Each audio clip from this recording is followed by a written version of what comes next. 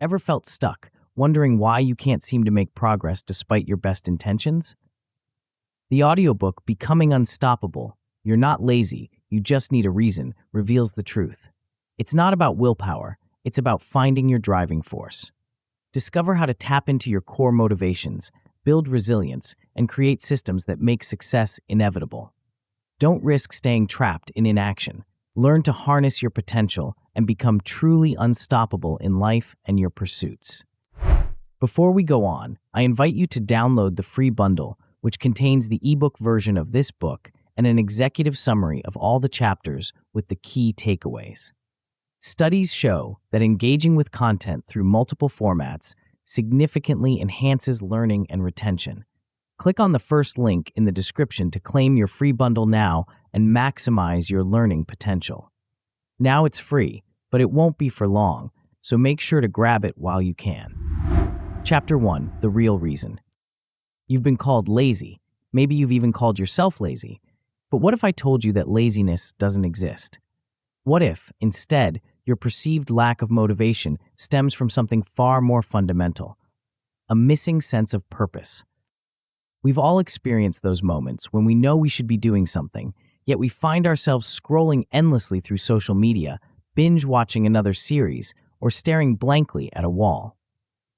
Society is quick to label this behavior as laziness, a character flaw that implies we're somehow defective or lacking in willpower.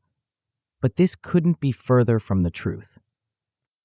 The human brain is an incredibly efficient machine, evolved over millennia to conserve energy and avoid unnecessary effort. When we lack a compelling reason to act, our brains naturally default to this energy-saving mode. It's not laziness, it's a survival mechanism. The problem isn't that you're inherently unmotivated, it's that you haven't yet discovered what truly motivates you. Think about a time when you were passionate about something. Maybe it was a hobby, a project, or a cause you deeply cared about. Remember how easily you found the energy to pursue it, how time seemed to fly by when you were engaged in that activity? That's the power of intrinsic motivation, doing something because it matters to you, not because you feel you should or because someone else expects it of you. This distinction between intrinsic and extrinsic motivation is crucial. When we're driven by external factors, rewards, punishments, or the expectations of others, our motivation tends to be fleeting and unreliable. We might muster the will to act for a while, but eventually that drive fizzles out.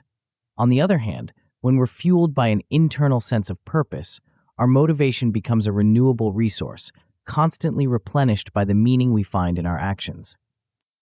The German philosopher Friedrich Nietzsche famously said, "He who has a why to live can bear almost any how." This profound statement encapsulates the essence of what we're exploring. When you have a compelling reason, a why, you can endure almost any challenge or obstacle in pursuit of your goal. Without that why, even the smallest tasks can feel insurmountable. So, if you've been struggling with motivation, feeling stuck or stagnant in your life, it's time to shift your perspective. Instead of berating yourself for being lazy, recognize that you're simply disconnected from your purpose. The key to unlocking your potential lies not in forcing yourself to work harder, but in discovering what truly ignites your passion and drive. Let's start by debunking the lazy label. When we internalize this label, it becomes a self-fulfilling prophecy.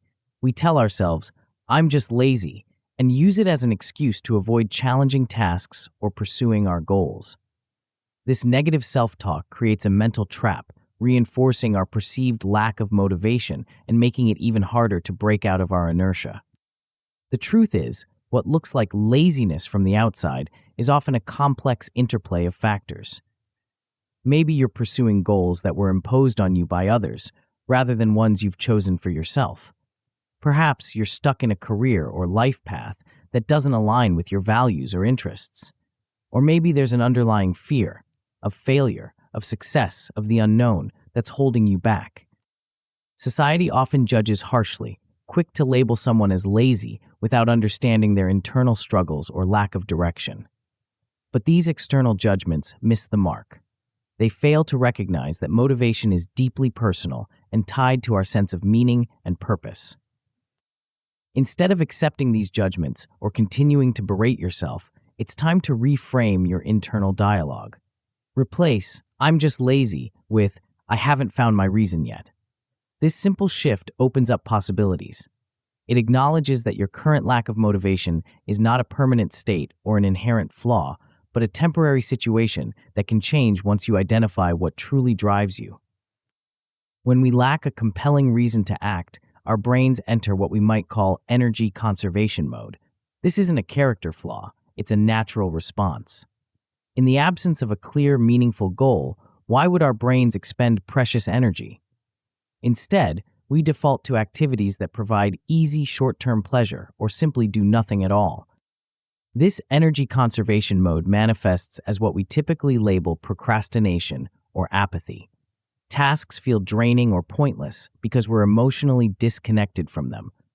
We can't see how they contribute to anything meaningful in our lives, so our brains resist engaging with them. It's not that we're incapable of doing the work. It's that we can't see a compelling reason to do it. Research supports this understanding of motivation. A study published in the journal Preventive Medicine Reports found that individuals with a clear sense of purpose in life showed significantly higher intrinsic motivation across various activities. They even perceived fewer barriers to taking action. In essence, when you identify a compelling reason for your goal, your mind shifts from resistance to resolve. This finding underscores a crucial point. Your lack of motivation isn't due to laziness, but to an absence of emotional investment. When we're disconnected from our purpose, even simple tasks can feel like moving mountains. But when we're aligned with our values and working towards something we genuinely care about, we can overcome seemingly insurmountable obstacles. So how do you identify your missing why? It starts with recognizing the signs that you're operating without a clear sense of purpose. Some common indicators include 1. Chronic procrastination, consistently putting off tasks, even ones you know are important. 2. Persistent boredom, feeling unengaged or uninterested in your daily activities. 3. Envy of others' drive, wondering how some people seem to have boundless energy and motivation. 4. Difficulty getting started, finding it hard to initiate tasks, even when you have the time and resources to do so. 5. Lack of follow-through, starting projects or setting goals but rarely seeing them through to completion. 6. Feeling stuck or stagnant, a general sense that you're not moving forward in life. If you recognize these signs in yourself, it's time to dig deeper. Often, what we perceive as laziness is actually fear or lack of clarity in disguise. Maybe you're afraid of failure, so you avoid trying. Perhaps you're unclear about what you really want, so you struggle to commit to any particular path. To uncover your true motivations, try this exercise. Think about a time when you felt truly energized and engaged. What were you doing? Who were you with? What made that experience meaningful to you? Now, consider how those elements might translate into your current goals or life situation. Another powerful technique is to ask yourself the 5 whys. Start with a goal or task you're struggling with and ask yourself why it's important. Then, take your answer and ask why again. Repeat this process 5 times. By the end, you'll often uncover a deeper, more emotionally resonant reason for your actions. For example, goal: I want to exercise regularly. Why? To get in shape. Why? To feel more confident. Why? Because I often feel insecure in social situations. Why? I worry that people judge me based on my appearance. Why? I want to feel accepted and valued for who I am. This process reveals that the real motivation isn't just about physical fitness, but about self-acceptance and social connection. Understanding this deeper why can provide a much more powerful source of motivation than simply trying to force yourself to go to the gym. When you discover your true purpose, your compelling why, it acts as both an anchor and a North Star in your life. As an anchor, it keeps you grounded and steady when faced with challenges or setbacks. As a North Star, it guides your daily actions and decisions, helping you stay on course even when the path isn't clear. Consider the story of John, who always hated exercise. He tried numerous times to start a fitness routine, but could never stick with it. He'd label himself as lazy and undisciplined.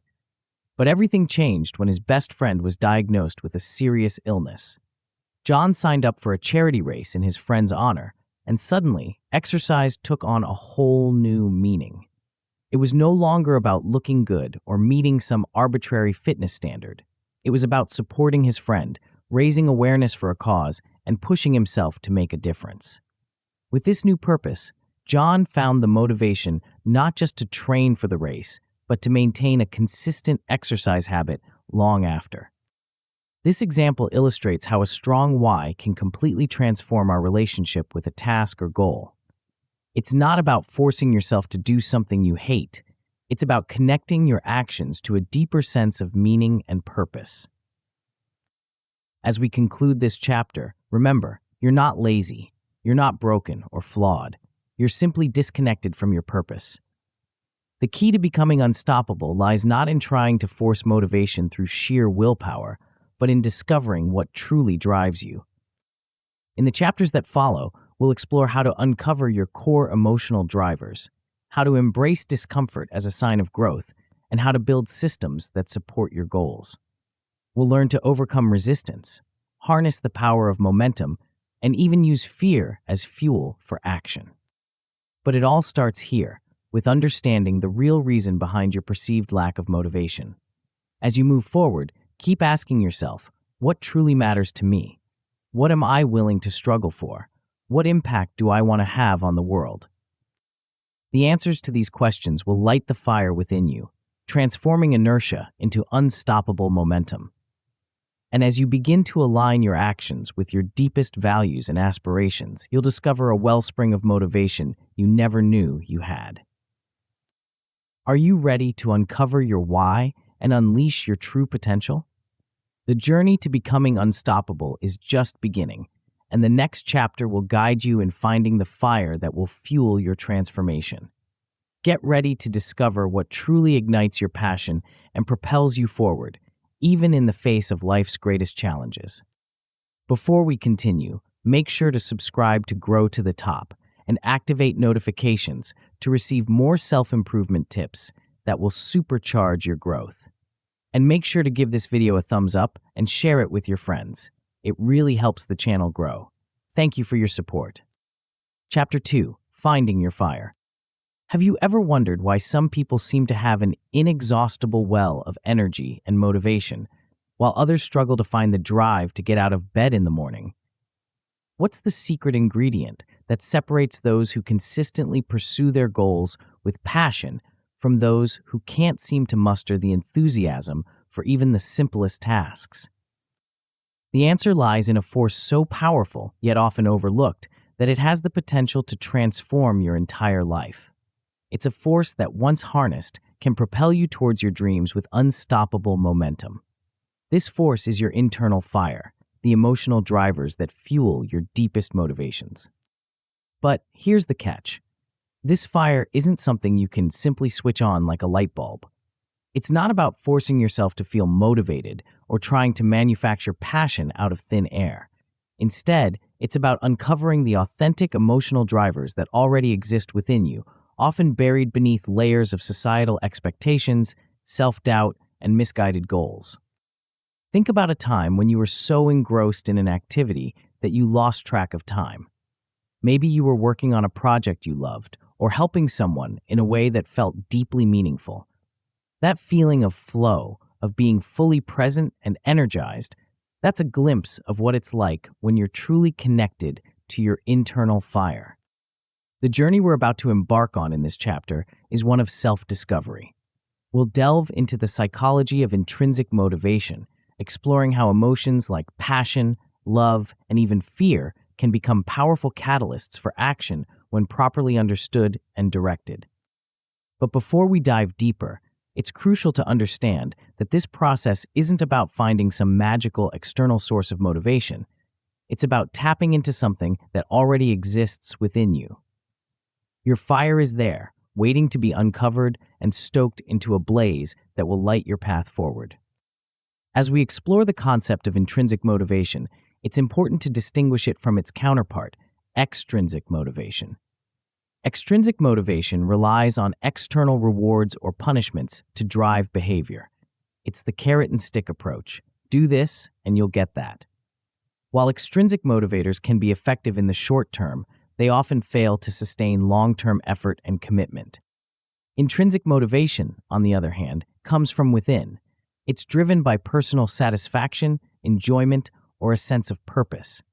When you're intrinsically motivated, you engage in an activity because it aligns with your values, interests, or personal growth, not because of any external reward or pressure. Consider the difference between these two scenarios. In the first, you're working overtime to complete a project because your boss promised a bonus if you meet the deadline. In the second, you're staying late at work because you're deeply invested in the project's success and believe in its potential impact. While both scenarios might result in the same outcome, a completed project, the experience and long-term sustainability of your effort are vastly different. The power of intrinsic motivation lies in its ability to tap into your emotional core. When your goals and actions align with your deepest values and interests, you access a wellspring of energy that can sustain you through challenges and setbacks. This alignment creates a sense of authenticity and purpose that no external reward can match. But how do we uncover these intrinsic motivators? It starts with a process of self-reflection and exploration. We need to peel back the layers of shoulds and societal expectations to reveal what truly matters to us at our core.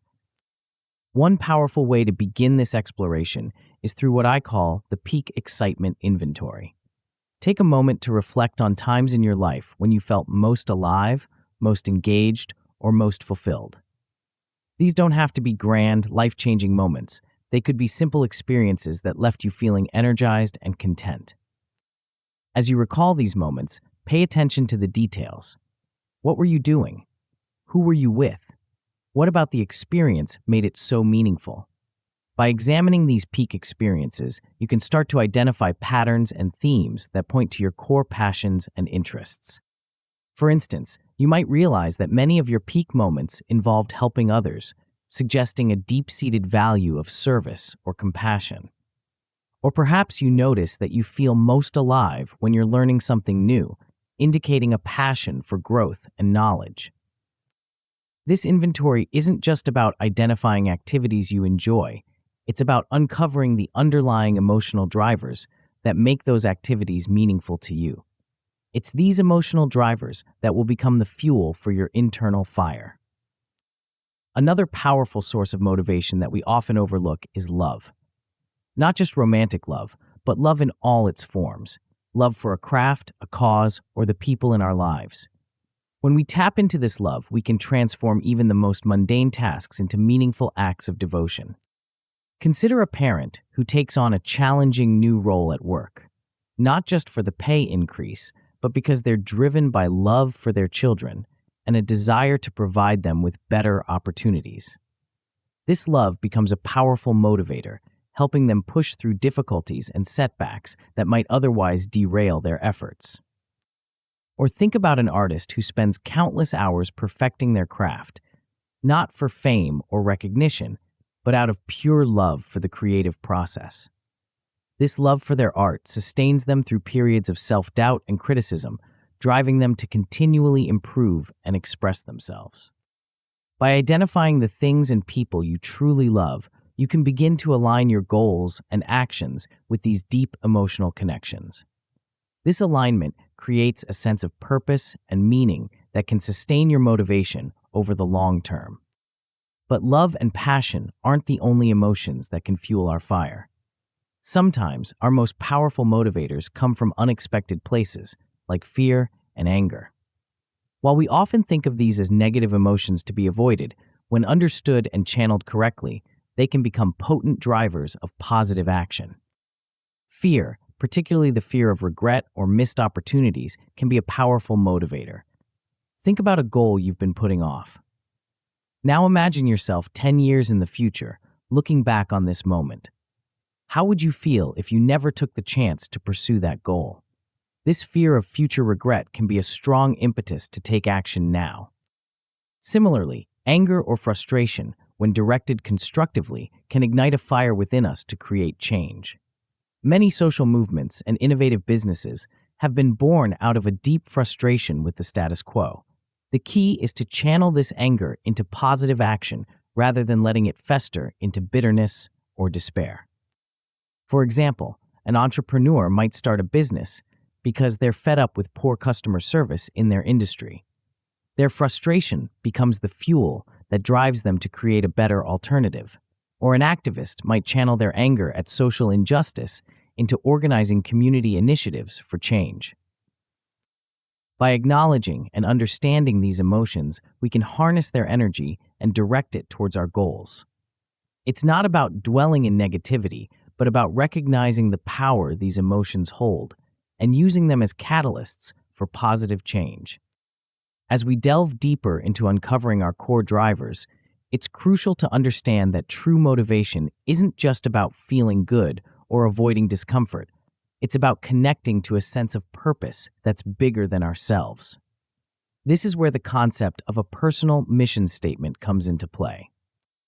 A personal mission statement is a concise articulation of what you're aiming for in life, and more importantly, why it matters to you. It goes beyond surface-level goals to touch on the deeper purpose that drives your actions. Crafting such a statement requires introspection and honesty, but the clarity it provides can be transformative. To begin crafting your mission statement, start by asking yourself some fundamental questions. What do I want to achieve in my life? What impact do I want to have on the world? What principles or values are non-negotiable for me? Your answers to these questions will form the foundation of your mission statement. But to truly uncover your deepest motivations, we need to go even further. This is where the 5 whys technique comes in handy. Start with a goal or desire you have, then ask yourself why you want it. Take your answer and ask why again. Repeat this process 5 times, and you'll often find yourself at the emotional core of your motivation. For example, goal: I want to start my own business. Why? Because I want to be my own boss. Why? Because I want more control over my time and decisions. Why? Because I feel constrained in my current job. Why? Because I have ideas I want to pursue that don't fit within my current role. Why? Because I believe I have something unique to offer the world, and I want the freedom to explore and develop that potential. This process peels back the layers to reveal the deeper emotional drivers behind our goals. In this case, what started as a desire for a business has revealed a core need for creative freedom and self-expression. Once you've identified these deeper motivations, you can craft a mission statement that truly resonates with your core values and aspirations. This statement becomes a touchstone, something you can return to when you're feeling lost or unmotivated. It reminds you of the bigger picture and reignites your internal fire. But a mission statement alone isn't enough. To truly harness the power of your internal fire, you need to develop a long-term vision that excites and inspires you. This vision is a detailed mental picture of the life you want to create and the impact you want to have. Take some time to imagine your ideal future in vivid detail. What does your day-to-day life look like?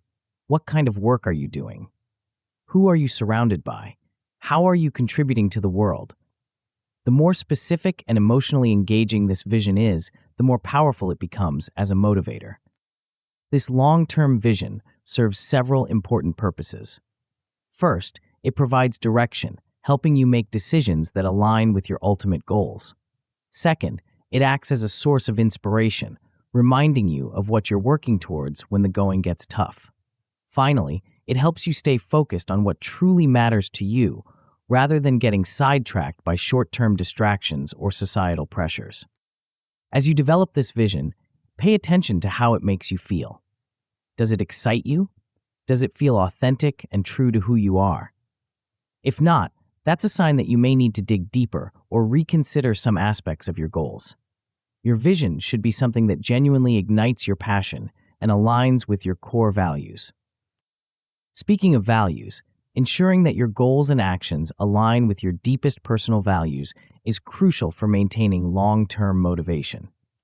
Our values are the principles and ideals that we hold most dear. They're the foundation of who we are and what we stand for. Take some time to identify your core values. These might include things like integrity, creativity, family, adventure, or social justice. Once you've identified these values, examine your current goals and daily actions. Do they honor and reflect these values? If not, you may find yourself struggling with motivation, even if your goals seem desirable on the surface. For example, if one of your core values is environmental sustainability, but your current career path doesn't allow you to contribute to this cause, you might feel a persistent sense of dissatisfaction or lack of fulfillment. By aligning your goals more closely with this value, perhaps by seeking out environmentally focused projects in your current role or considering a career shift, you tap into a deeper well of motivation and purpose. This alignment between values and goals is what transforms surface-level objectives into deeply meaningful pursuits. It's the difference between "I should do this because it's expected of me" and "I must do this because it matters to me." The latter is infinitely more powerful as a motivator. As we wrap up this exploration of finding your fire, it's important to address one final point: the power of intrinsic over extrinsic motivation. While external rewards and recognition can be satisfying in the short term, they often fail to provide lasting motivation. True, sustainable drive comes from within. Consider a fascinating study conducted at West Point Military Academy. Researchers found that cadets driven by internal motives, such as a desire to serve their country or develop as leaders, significantly outperformed those motivated primarily by external factors like career benefits or prestige. Even more surprisingly, cadets with a mix of strong internal and external motives performed worse than those with purely internal drive. This study underscores a crucial point. Clarity of purpose and emotionally resonant goals are key. A single powerful internal motivator can outmatch a whole array of external incentives. When you find something that truly matters to you, it creates a fire that no external reward can match. So how do we apply this insight to our lives? It's about reframing our goals and aspirations in terms of internal, meaningful motivators.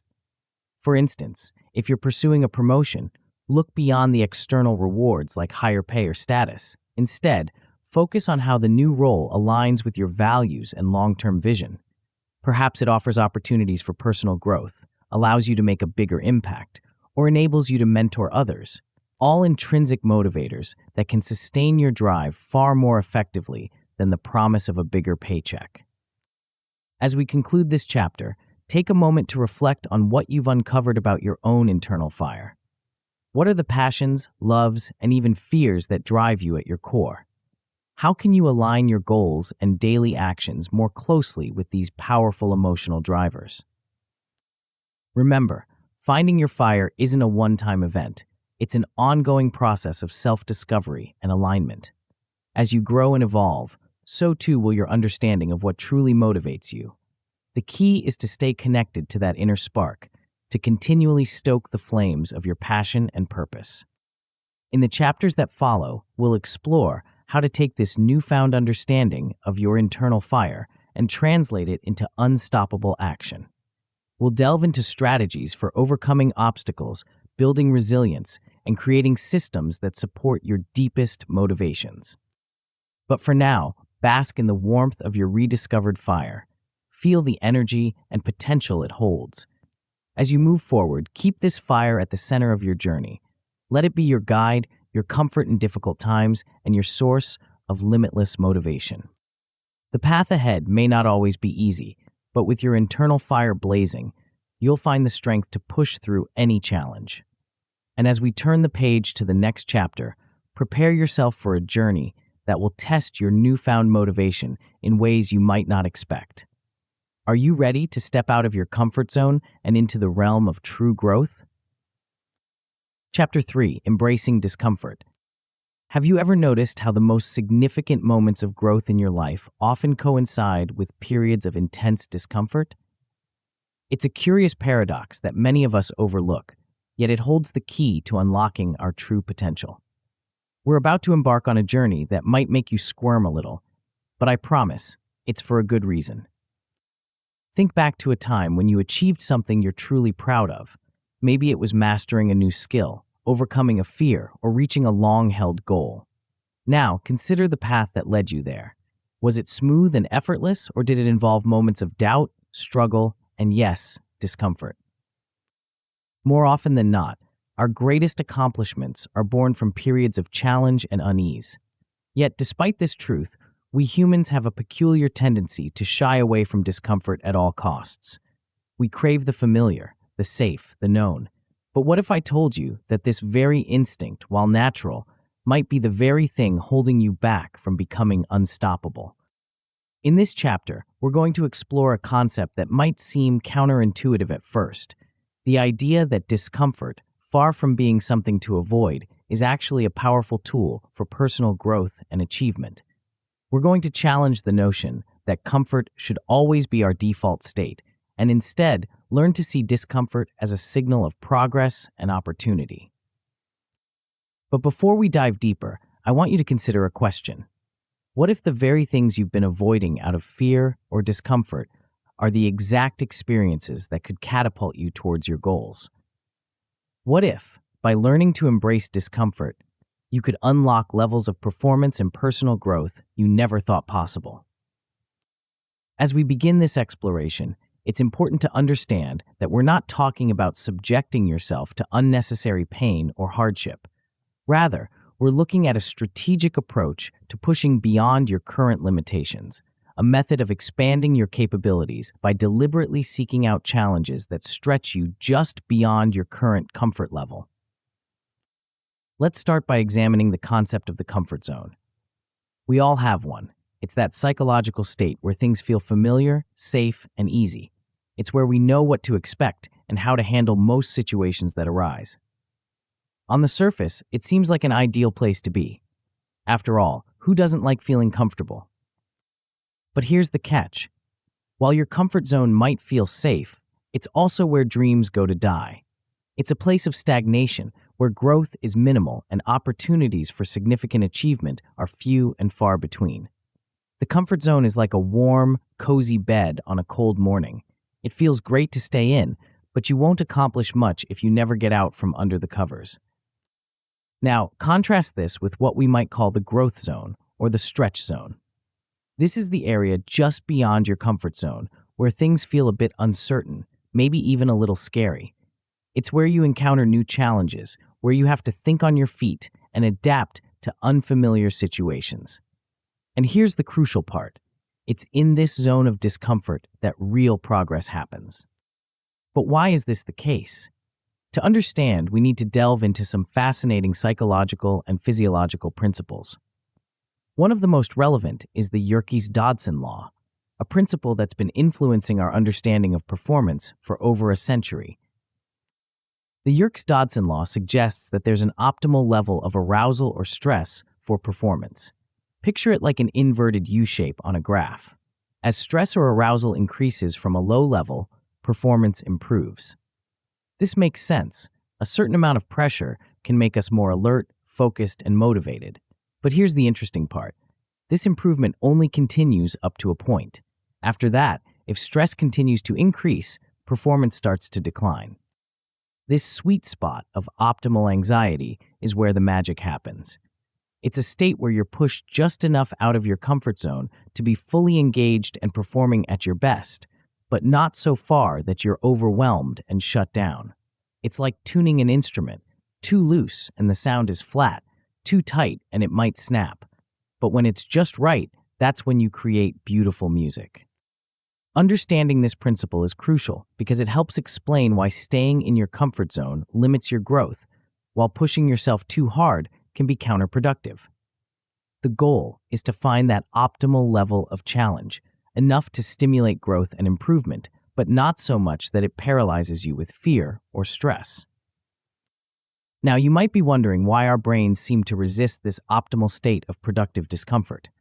The answer lies in our evolutionary history. Our brains are wired to seek out safety and familiarity as a survival mechanism. In our ancestral environment, the unknown could be deadly, so sticking with the familiar was often the safest bet. But in our modern world, this instinct can work against us.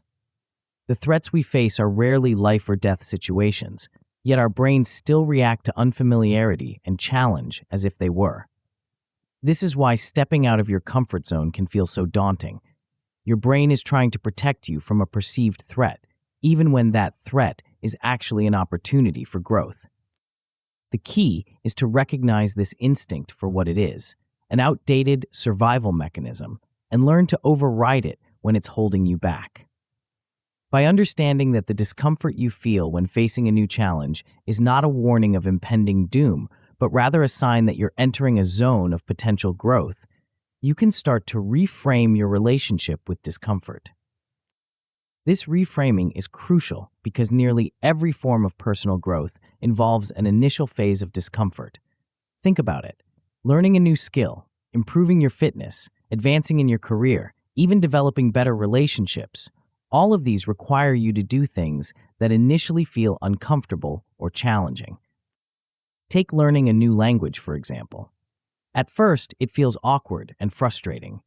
You stumble over words, make embarrassing mistakes, and might feel foolish trying to communicate. But it's precisely this struggle, this discomfort, that leads to progress. Each time you push through the discomfort of not knowing, of making mistakes, you're building new neural pathways and improving your abilities.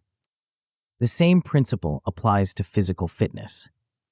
When you start a new exercise routine, it's uncomfortable. Your muscles ache, you get out of breath easily, and you might feel clumsy or uncoordinated. But it's this very discomfort that signals your body to adapt and grow stronger. If you never push beyond what's comfortable, you'll never see improvement. This idea that if it doesn't challenge you, it doesn't change you, is more than just a catchy phrase.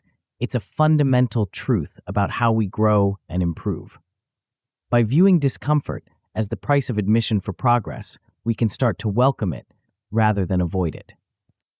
But let's be clear. Embracing discomfort doesn't mean you should be miserable all the time. It's not about subjecting yourself to constant, extreme stress. Rather, it's about strategically and gradually expanding your comfort zone, pushing its boundaries bit by bit so that what once seemed daunting becomes manageable, and then even comfortable. This gradual expansion is key because it allows you to build your discomfort tolerance over time. Just like you can build physical endurance through consistent training, you can build your capacity to handle psychological discomfort through regular, intentional exposure to challenges. Now, let's dive deeper into how we can practically apply these ideas in our lives. The first step is to recognize the trap that comfort can become.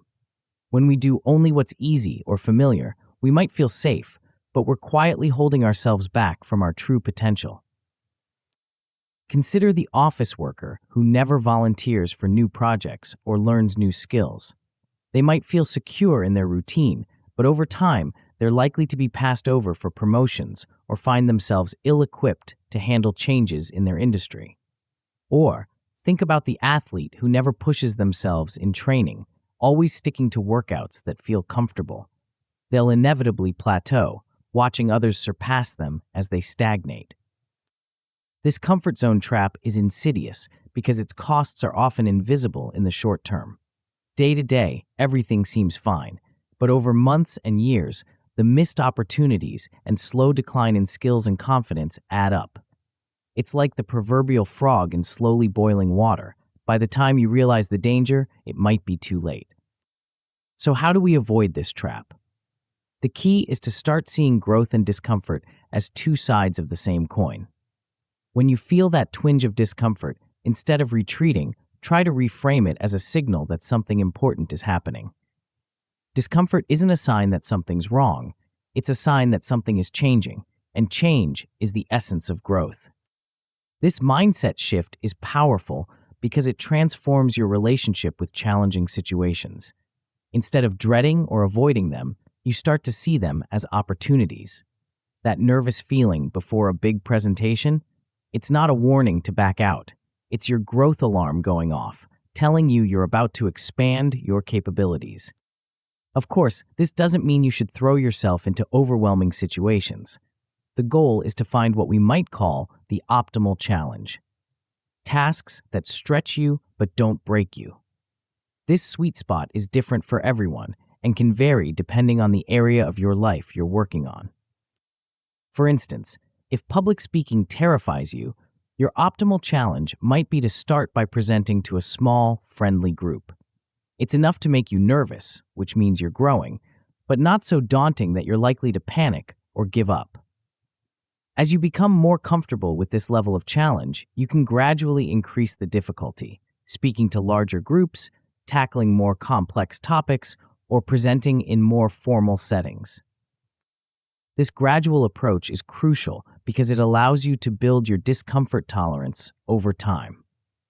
Think of it like strength training for your mind. Just as you wouldn't expect to walk into a gym for the first time and lift the heaviest weights, you shouldn't expect to immediately feel comfortable with your biggest challenges. Start small, be consistent, and progressively increase the difficulty. One effective way to do this is through what we might call micro-challenges. These are small, daily or weekly tasks that push you slightly out of your comfort zone. They might seem insignificant on their own, but over time they can dramatically expand your capacity to handle stress and uncertainty. For example, you might challenge yourself to speak up at least once in every meeting you attend, even if it makes you nervous. Or you could try a new hobby that you've always been curious about but felt too intimidated to start. The specific challenges will depend on your personal goals and current comfort level, but the principle remains the same. Regular, small steps outside your comfort zone. As you take on these challenges, it's important to celebrate your efforts, not just your successes. Keep a discomfort log where you note each time you did something that pushed your boundaries. Congratulate yourself for these acts of courage, regardless of the outcome. This shift in your reward system, valuing bravery over comfort, can be transformative in building your resilience and willingness to take on challenges. Now, let's address a crucial question. What do you do when you're in the midst of discomfort? It's one thing to intellectually understand the value of pushing your boundaries, but it's another to manage the actual experience of stress or anxiety in the moment. This is where mindset tools become invaluable. One powerful technique is mindfulness. When you're in an uncomfortable situation, your body's fight-or-flight response often kicks in, flooding you with stress hormones that can cloud your thinking and tempt you to retreat. Simple mindfulness techniques like focused deep breathing or a quick body scan meditation can help calm this physiological response. By taking a few deep breaths and bringing your attention to the present moment, you create a small but crucial gap between the stimulus, the challenging situation, and your response. This gap allows you to choose how to react, rather than being driven purely by instinct or emotion. It's in this space that you can remind yourself of why you're doing this, of the growth that comes from pushing through discomfort. Another powerful mindset tool is narrative shifting. This involves consciously changing the story you tell yourself about what you're experiencing. Instead of thinking, "This feels hard, I should stop," train yourself to think, "This feels hard, good, I am growing." This simple flip can have a profound impact on your ability to persist through challenges. You can support this narrative shift with power phrases or mantras that resonate with you. These might be simple affirmations like, "I am capable of handling this," or more specific reminders of your goals and why they matter to you. The key is to have these phrases ready to deploy when you feel your resolve wavering. As you practice these techniques and gradually expand your comfort zone, you'll likely notice some interesting changes. Tasks that once seemed daunting start to feel manageable. You'll find yourself more willing to take on new challenges, more resilient in the face of setbacks. Your confidence will grow as you accumulate evidence of your ability to handle discomfort and uncertainty. But perhaps most importantly, you'll start to see discomfort differently. Rather than a signal to retreat, it becomes a familiar companion on your journey of growth. You might even start to welcome it, recognizing it as a sign that you're on the right track, pushing the boundaries of what you thought possible. This shift in perspective can be truly liberating. When you're no longer held back by the fear of discomfort, whole new worlds of possibility open up. Goals that once seemed out of reach start to look achievable. You become more willing to take calculated risks, to put yourself out there in pursuit of your dreams. As we wrap up this chapter, I want you to reflect on the areas of your life where you've been playing it safe. Where have you been avoiding discomfort, and what opportunities for growth might you be missing as a result? What small step could you take today to start expanding your comfort zone? Remember, the path to becoming unstoppable isn't about eliminating discomfort from your life. It's about building your capacity to move forward despite, or even because of, that discomfort. It's about recognizing that on the other side of these challenging moments lies growth, achievement, and a version of yourself you might not have thought possible. As you move forward, keep in mind that embracing discomfort is just one piece of the puzzle. In the next chapter, we'll explore another crucial aspect of becoming unstoppable, one that might surprise you with its power to transform obstacles into opportunities.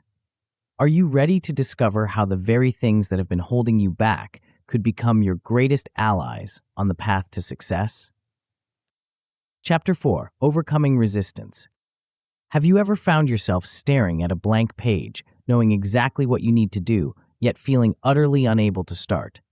Or perhaps you've set an important goal, one that truly excites you, only to find yourself engaging in every possible activity except the one that would move you closer to that goal. If so, you're not alone.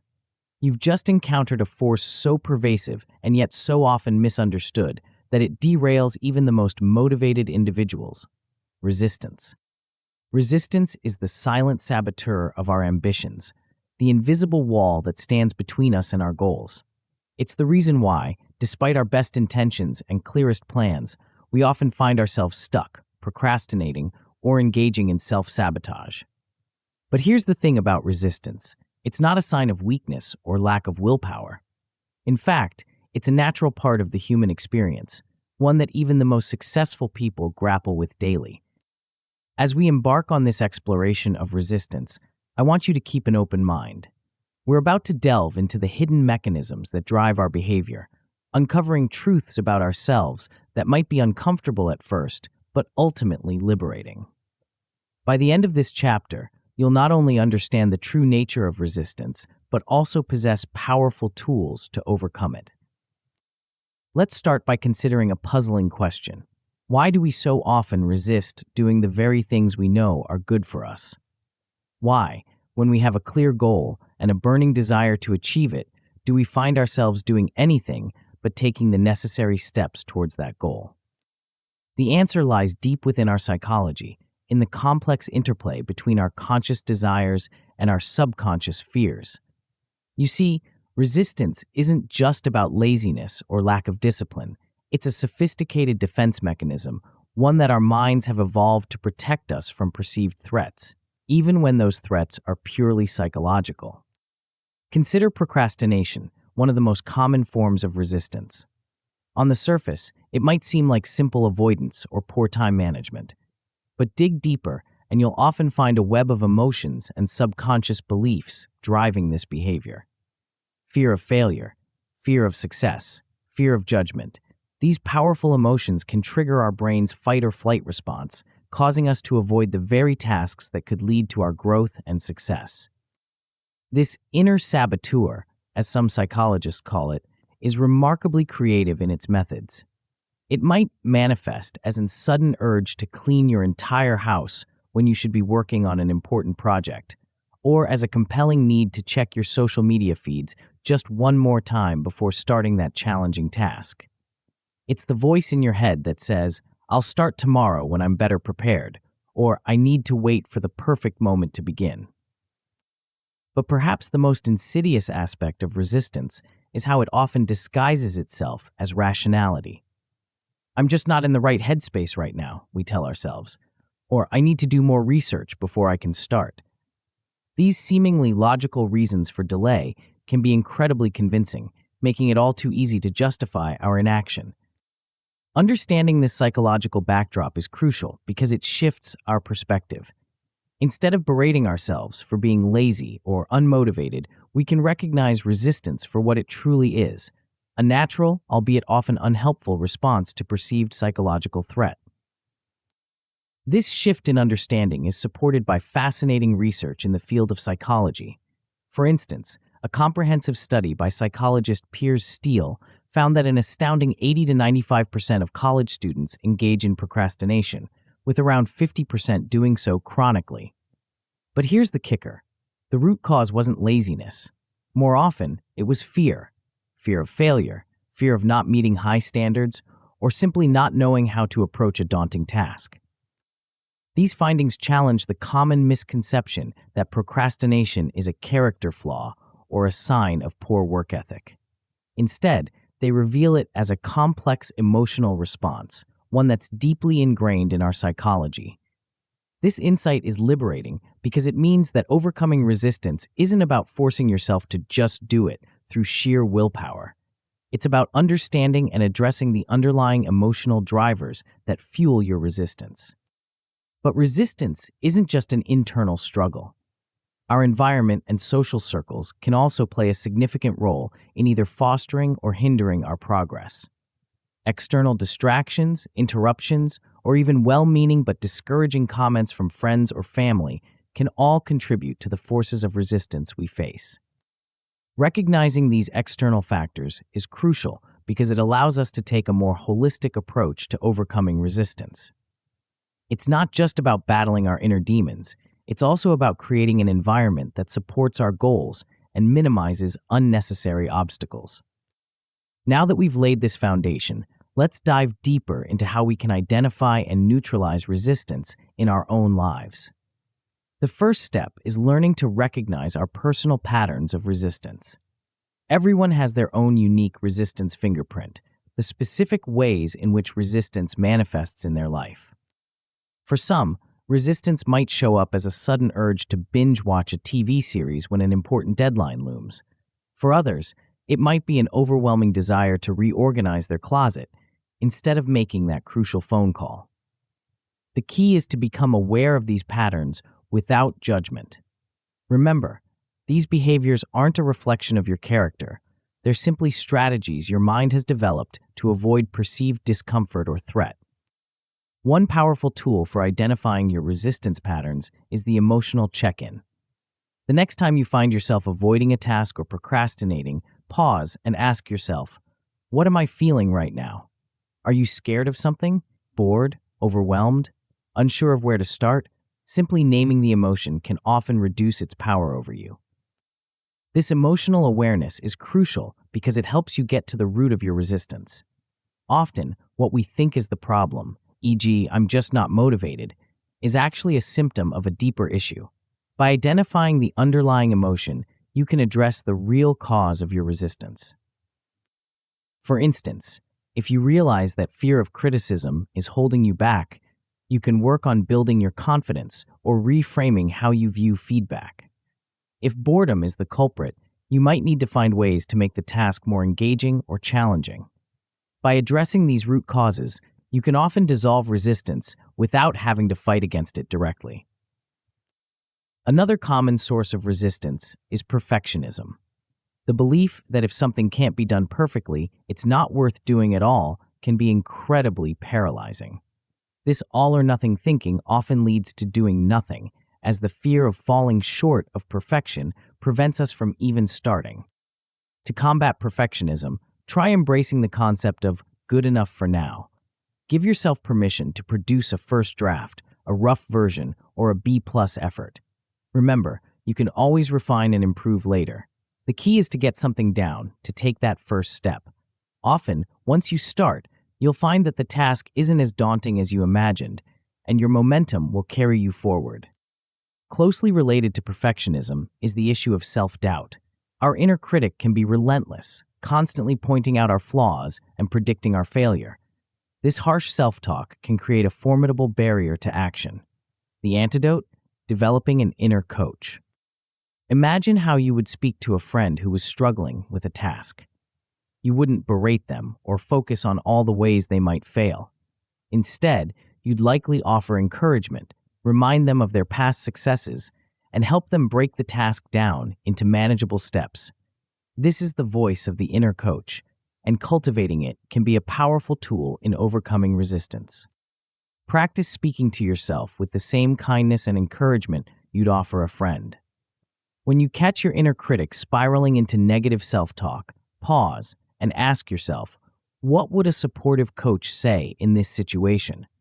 This simple shift in perspective can often provide the emotional boost needed to push through resistance. Now that we've explored some strategies for identifying and reframing internal resistance, let's turn our attention to practical tactics for getting started. Often, the hardest part of overcoming resistance.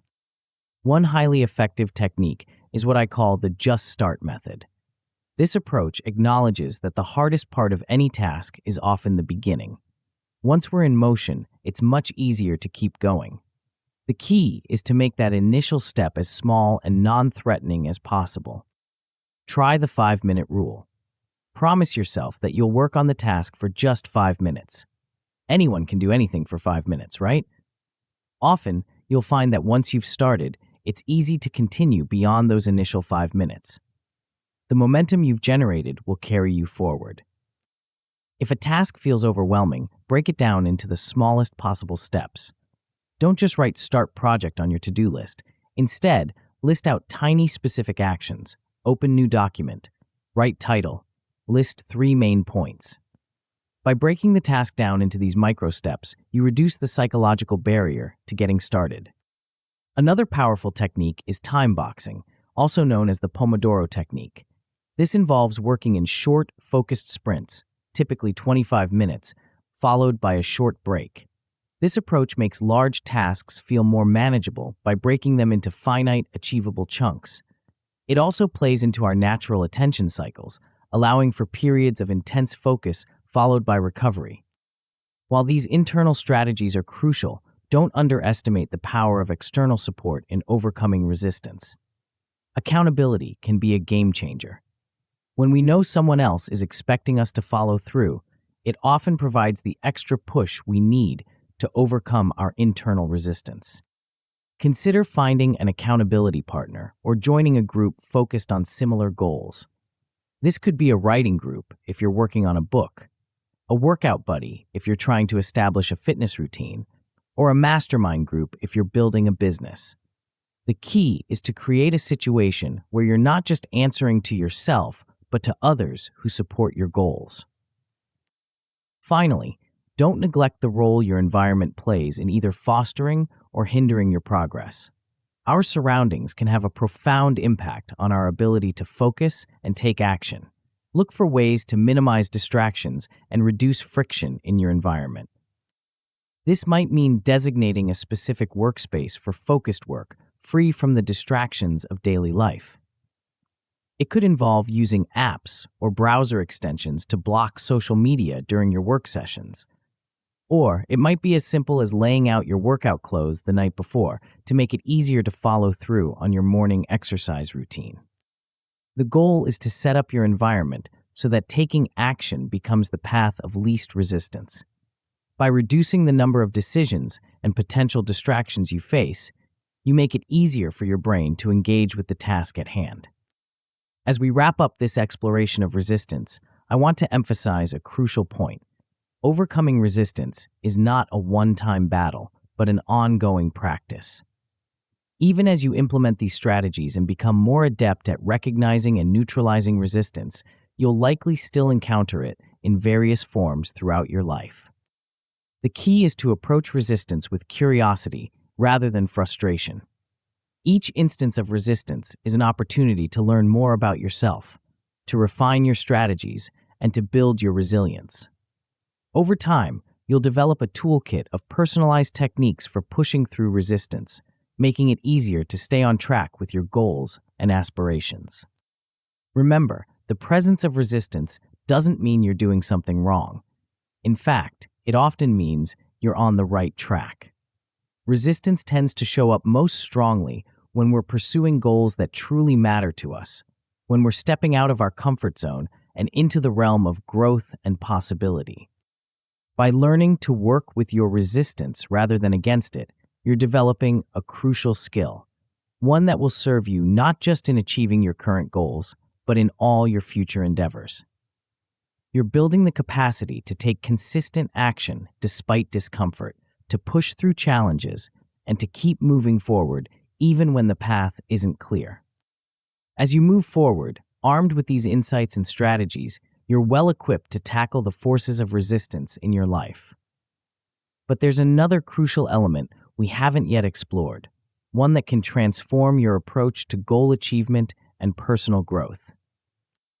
In the next chapter, we'll delve into a concept that might seem counterintuitive at first, but has the power to supercharge your progress and make the journey towards your goals not just more effective, but more enjoyable. Are you ready to discover how less can actually be more when it comes to achieving your dreams? Chapter 5, The Power of Momentum. Have you ever noticed how some days seem to flow effortlessly, with one accomplishment leading naturally to the next, while other days feel like an uphill battle just to get started? There's a hidden force at play here, one that can make the difference between feeling stuck and feeling unstoppable. It's a force so powerful that once you learn to harness it, you'll wonder how you ever lived without it. This force is momentum, and it's the secret weapon of high achievers in every field. But what exactly is momentum when it comes to personal achievement, and how can we tap into its power? Think back to your high school physics class for a moment. Remember Newton's first law of motion? It states that an object at rest tends to stay at rest, and an object in motion tends to stay in motion, unless acted upon by an external force. Now, imagine applying this principle not to physical objects, but to your own goals and actions. When you're stuck in inaction, it can feel nearly impossible to get moving. But once you start making progress, even in small ways, it becomes easier to keep going. It's as if an invisible force is propelling you forward, making each subsequent action easier than the last. This isn't just a convenient metaphor. It's a psychological reality backed by fascinating research in behavioral science. Each small success we achieve, no matter how minor it might seem, triggers a release of dopamine in our brains. Dopamine is often called the feel-good neurotransmitter, but its role is more complex than that. It's deeply involved in motivation and learning, creating a sense of reward that makes us want to repeat the behavior that led to its release. In other words, progress begets progress. Each small win not only moves us closer to our goal, but also rewires our brain to crave more of that success. This creates a positive feedback loop where the very act of moving forward increases our desire and capacity to keep moving forward. But here's the catch. This powerful force works both ways. Just as positive momentum can propel us towards our goals, negative momentum or inertia can keep us stuck in patterns of inaction or procrastination. The key is learning how to tip the scales in your favor, how to kickstart positive momentum, and keep it going even when faced with obstacles or setbacks. This is where the concept of small wins comes into play. Many of us make the mistake of focusing solely on big, audacious goals. While having a grand vision is important, it's the small, consistent steps towards that vision that create unstoppable momentum. Imagine you're standing at the base of a mountain, looking up at the distant peak.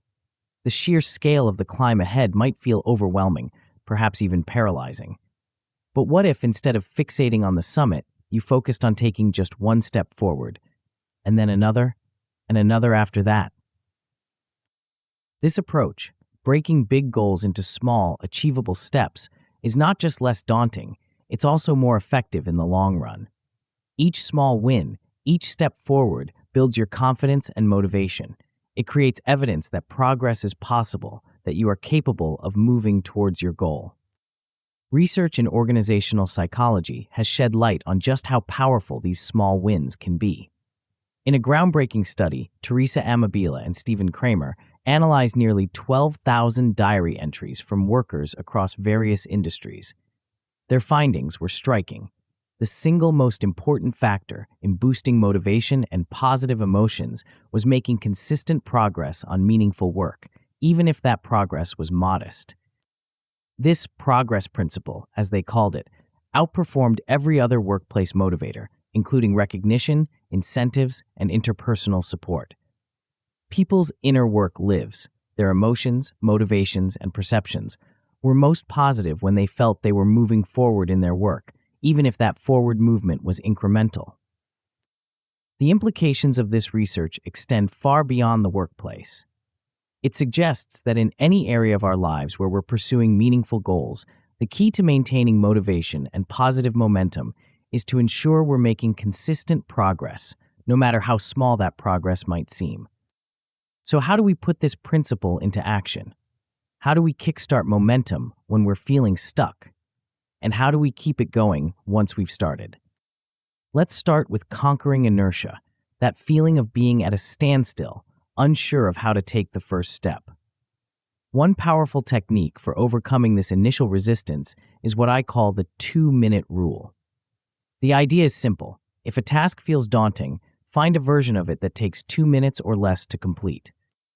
For instance, if your goal is to write a book, your 2-minute task might be to write a single sentence. If you're aiming to get in shape, it might be to put on your workout clothes. The key is to make the initial action so small and easy that it feels almost ridiculous to not do it. The beauty of this approach is that often, once you've started, you'll find yourself naturally wanting to continue. That single sentence might turn into a paragraph. That act of putting on workout clothes might lead to a full exercise session. The 2-minute rule helps you overcome the hardest part of any task, getting started. Another effective strategy for kickstarting momentum is making a public commitment. There's something powerful about announcing your intentions to others, whether it's to friends, family, or even on social media. This external accountability creates a gentle pressure that can be just the push you need to take that first step. For example, you might announce, "I'm going to write 500 words of my novel by the end of this week." This public declaration not only makes your goal feel more real and concrete, but also taps into our natural desire to be consistent with our public statements. The fear of letting others down or of losing face can be a powerful motivator to follow through on your commitment. Once you've conquered inertia and taken those first steps, the next challenge is to maintain and build upon that initial momentum. This is where the concept of small wins becomes crucial. The key is to break your larger goal into bite-sized achievements that you can regularly accomplish and celebrate. Let's say your ultimate goal is to write a book. Instead of focusing solely on that end result, which might be months or even years away, set micro goals that you can achieve on a daily or weekly basis. This might be writing 200 words a day or completing one chapter every 2 weeks. The specific goal isn't as important as ensuring it's both achievable and meaningful in the context of your larger objective. These micro goals serve several important purposes. First, they provide clear, actionable steps towards your larger goal, making the path forward feel more manageable. Second, they offer frequent opportunities for success, each of which triggers that dopamine release we talked about earlier, reinforcing your motivation. Finally, they create a tangible record of your progress, which can be incredibly encouraging when you're facing challenges or feeling stuck. But setting these small goals is only half the equation. The other half is celebrating your achievements, no matter how small they might seem. This celebration doesn't have to be elaborate. It could be as simple as checking an item off your to-do list, sharing your progress with a friend, or giving yourself a small reward. The important thing is to acknowledge and appreciate your progress. This positive reinforcement strengthens the connection between action and reward in your brain, making it more likely that you'll continue the behavior. It's a way of training your brain to associate progress with positive feelings, creating a self-reinforcing cycle of motivation and action. As you build momentum through these small wins, you'll likely find that maintaining progress becomes easier. This is where the concept of habit stacking can be particularly powerful. Habit stacking involves linking new habits or tasks to existing ones, creating a chain reaction of productive behavior. The formula is simple. After I, existing habit, I will new habit.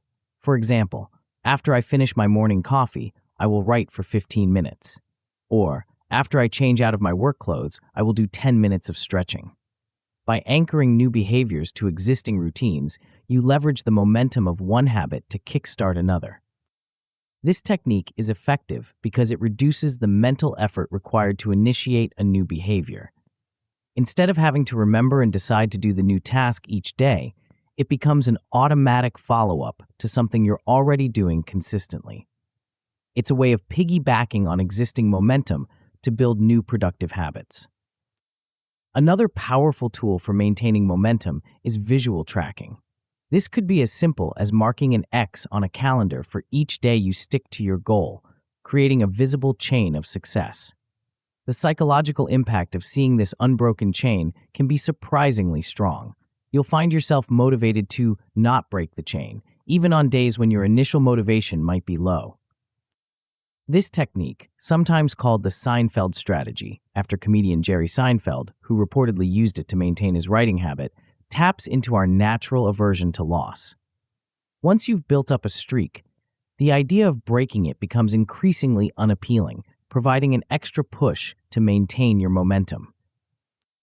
Of course, no matter how well we plan and how diligent we are, there will inevitably be times when our momentum slows or stalls. The key is to have strategies in place to quickly regain that momentum when it dips. One effective approach is to have a regular review and reflect routine. When you feel your progress slowing, take a step back and revisit how far you've come. Look at the progress you've made since you started. Even if it's less than you'd hoped, it's likely more than you realize. This reflection serves to rebuild your confidence and reconnect you with your initial motivation. It's also crucial to revisit your why, the fundamental reason you're pursuing this goal in the first place. Often, when we lose momentum, it's because we've lost touch with the deeper purpose behind our actions. By reconnecting with your core motivation, you can reignite the emotional drive that got you started in the first place. Another powerful tool for regaining momentum is to establish what I call momentum rituals. These are small, consistent actions or routines that signal to your brain that it's time to get into a productive state. It could be a specific playlist you listen to when it's time to work, a brief meditation or visualization practice, or a physical action like clearing your desk or changing into work clothes, even if you're working from home. The power of these rituals lies in their consistency. Over time, your brain begins to associate these actions with entering a focused, productive state. They become triggers that help you transition into work mode more quickly and easily, even when your initial motivation might be low. For instance, you might create a starting ritual for your workday that involves making a cup of tea, reviewing your top 3 priorities for the day, and then doing 5 minutes of free writing to get your creative juices flowing. By consistently following this routine, you train your brain to associate these actions with the beginning of focused work time, making it easier to slip into a productive mindset. As you implement these strategies and begin to experience the power of momentum in your own life, you'll likely notice some interesting changes. Tasks that once felt daunting start to feel manageable. You'll find yourself naturally gravitating towards productive behaviors, almost as if your increased momentum is pulling you forward. You might also notice a shift in how you perceive challenges and setbacks. Instead of seeing them as insurmountable obstacles, you'll start to view them as temporary speed bumps, things to be navigated rather than barriers that stop you in your tracks. This resilience is one of the most valuable byproducts of building strong momentum. Remember, the goal isn't to be in a constant state of high-speed productivity. That's neither sustainable nor desirable. Instead, think of momentum as a tool you can use to make progress towards your goals more consistently and with less effort. It's about creating a sustainable flow of progress that carries you forward, even on days when your motivation might be low. As we wrap up this exploration of momentum, take a moment to reflect on your own goals and projects. Where could you apply these principles to get things moving or to accelerate your progress? What small win could you achieve today that would start building positive momentum? The power of momentum is that it transforms the process of achievement. Instead of a constant uphill battle, relying on willpower and motivation alone, you create a self-reinforcing cycle of progress. Each step forward becomes easier than the last, propelling you towards your goals with increasing speed and ease. But as powerful as momentum is, it's just one piece of the puzzle when it comes to becoming truly unstoppable. In the next chapter, we'll explore a concept that might seem to contradict everything we've discussed about momentum and consistent action. Yet, when understood and applied correctly, it has the potential to supercharge your progress and make your journey towards your goals not just more effective, but more sustainable and enjoyable. Are you ready to discover the surprising power of doing less to achieve more? Chapter 6: Systems over Willpower. Have you ever wondered why some people seem to effortlessly maintain good habits and make consistent progress towards their goals, while others struggle daily with the same intentions? What if I told you that the key difference isn't willpower or motivation, but something far more powerful and reliable? We're about to explore a concept that might challenge your beliefs about success and personal growth. It's an approach that doesn't rely on fleeting bursts of inspiration or Herculean efforts of will. Instead, it taps into the hidden forces that shape our daily behaviors, creating a path of least resistance towards our goals. Think about the last time you tried to make a significant change in your life. Maybe you were determined to exercise regularly, write every day, or learn a new skill. How long did your initial enthusiasm last? A week? A month? If you're like most people, you probably started strong, fueled by motivation and determination. But as time went on, that initial drive began to wane. Life got in the way, old habits crept back in, and before you knew it, you were back where you started. This cycle is all too common, and it's not because you lack discipline or desire. The real culprit is a fundamental misunderstanding of how human behavior works. We've been taught to believe that success is all about willpower, that if we just try hard enough, we can force ourselves to do anything. But what if this belief is not only wrong, but actively holding us back from achieving our goals? The truth is, willpower is a finite resource. It's like a muscle that gets tired with use. Every time you force yourself to do something you don't want to do or resist a temptation, you're depleting this resource. And once it's gone, you're left vulnerable to old habits and impulses. This isn't just speculation. It's backed by fascinating research in psychology and neuroscience. Studies have shown that as we make decisions throughout the day, our ability to make good choices deteriorates. This phenomenon, known as decision fatigue, explains why it's harder to resist that unhealthy snack in the evening after a long day of work. But here's the exciting part. Understanding this limitation of willpower doesn't mean we're doomed to failure. Instead, it opens the door to a far more effective approach to personal growth and achievement. This approach is all about creating systems and habits that make the right actions automatic, reducing our reliance on willpower altogether. Imagine if doing the things that move you towards your goals was as automatic as brushing your teeth in the morning. You don't have to summon willpower to brush your teeth. You just do it because it's part of your routine. What if you could create similar automatic behaviors for writing, exercising, or any other goal you're pursuing? This is the power of systems thinking.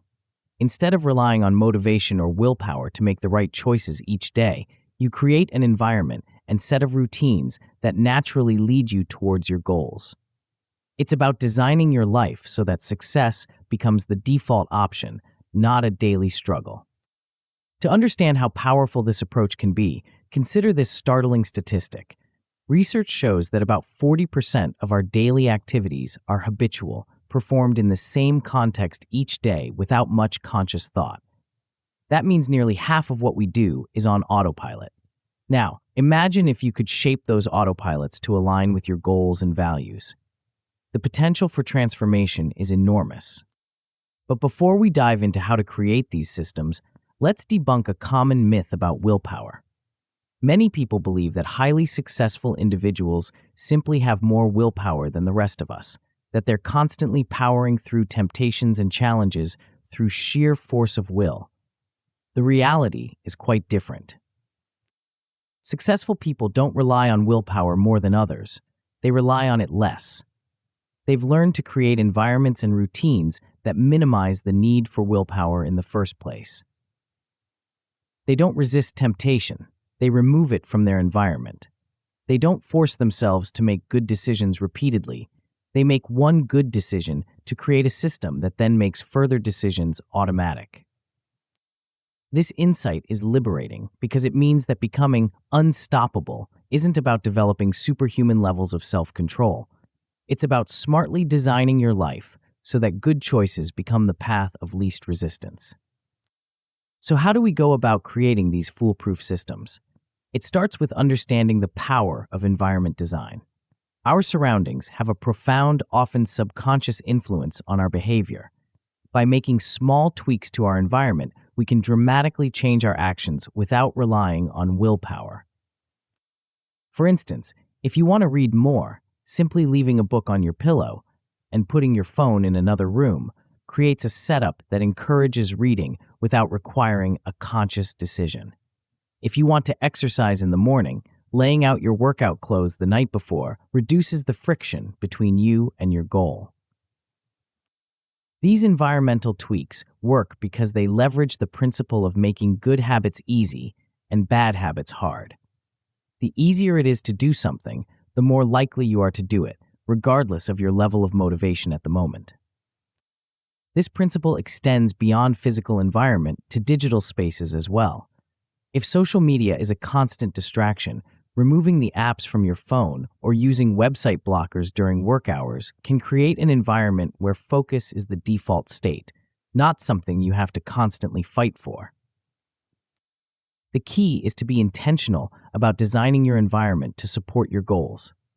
Look at each habit you want to build or break and ask yourself, how can I make this desired behavior easier?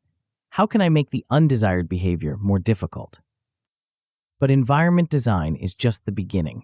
To truly harness the power of systems over willpower, we need to delve into the world of habit building and automation. This is where the magic really happens, where we can start to make progress towards our goals almost effortlessly.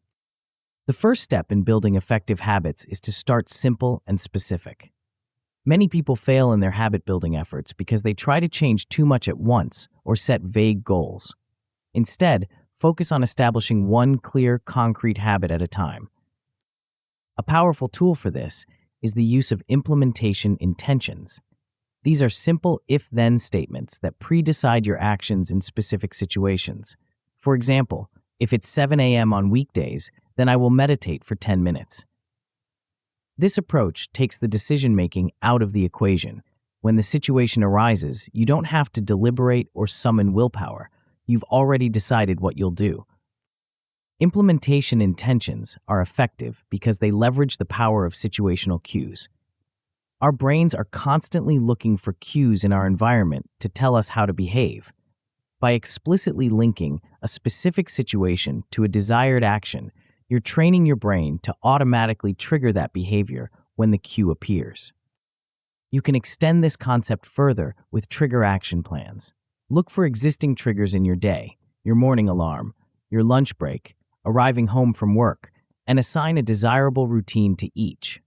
This method of piggybacking new habits onto existing routines is a powerful way to build consistent behaviors without relying on remembering or deciding each time. As you start to establish these individual habits, you can begin to think bigger, creating systems for your larger goals. This is where scheduled reviews become crucial. Set up a weekly or monthly meeting with yourself to check your progress, adjust your plans, and set specific tasks for the upcoming period. These regular reviews serve several important purposes. They keep you accountable to your long-term goals, allow you to course correct when needed, and break down big objectives into manageable chunks. Most importantly, they ensure that you're consistently moving forward without having to rely on sporadic bursts of motivation or willpower. For more complex goals, developing a repeatable workflow or checklist can be transformative. If you're a content creator, for instance, having a step-by-step process from idea generation to publication ensures that you're consistently producing, even on days when inspiration is low. The key is to make the process so clear and routine that you can engage with it almost on autopilot. One of the most powerful techniques for building robust systems is habit stacking. This involves combining multiple small habits into a single, flowing routine. For example, you might create a morning ritual that includes drinking water, meditating, and reviewing your daily plan, all chained together in a seamless sequence. The beauty of habit stacking is that it leverages the momentum of one habit to kickstart the next. Once you start the sequence, it becomes easier to complete the entire chain. Over time, this collection of habits becomes a single, automatic routine that sets you up for success each day. As you implement these systems and habits, you'll likely notice some interesting changes. Tasks that once required significant willpower start to feel automatic. You'll find yourself making progress on your goals, even on days when you don't feel particularly motivated. This is the power of systems at work. They carry you forward regardless of your momentary feelings or energy levels. But it's important to remember that creating effective systems is an ongoing process. It requires regular reflection and adjustment. What works for you now might need tweaking as your goals evolve or your circumstances change. The key is to stay flexible and view your systems as experiments that you can continually refine. One common pitfall to watch out for is the temptation to rely too heavily on technology or complex systems. While apps and digital tools can be helpful, the most effective systems are often the simplest. A physical checklist or a basic routine can be far more powerful than an elaborate app that you struggle to use consistently. Another crucial point to keep in mind is that systems and habits don't eliminate the need for effort or dedication. They simply channel your energy more effectively, ensuring that your efforts are consistent and aligned with your goals. You still need to show up and engage with your systems. They're not magic solutions, but rather powerful tools that amplify your efforts. As you begin to implement these ideas, start small. Choose one area of your life where you've been struggling to make progress and design a simple system to support your goal. It could be as basic as setting out your workout clothes each night or creating a daily writing routine. The key is to start building the habit of relying on systems rather than willpower. Remember, the goal isn't to create a life of rigid routines that stifle spontaneity or creativity. Instead, it's about freeing up your mental energy and willpower for the things that truly matter. By automating the basics and creating supportive systems, you give yourself the space to focus on higher-level thinking, creativity, and the aspects of your goals that require true engagement. In essence, systems thinking is about playing the long game. It's recognizing that sustainable success doesn't come from heroic efforts or occasional bursts of productivity, but from consistent, almost boring progress day after day. It's about setting up your life so that making the right choices becomes your default mode, not a constant battle. As we conclude this chapter, take a moment to reflect on your current approach to goals and habits. Where have you been relying too heavily on willpower?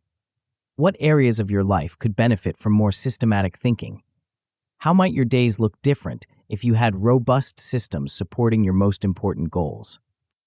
The shift from willpower to systems is more than just a change in tactics.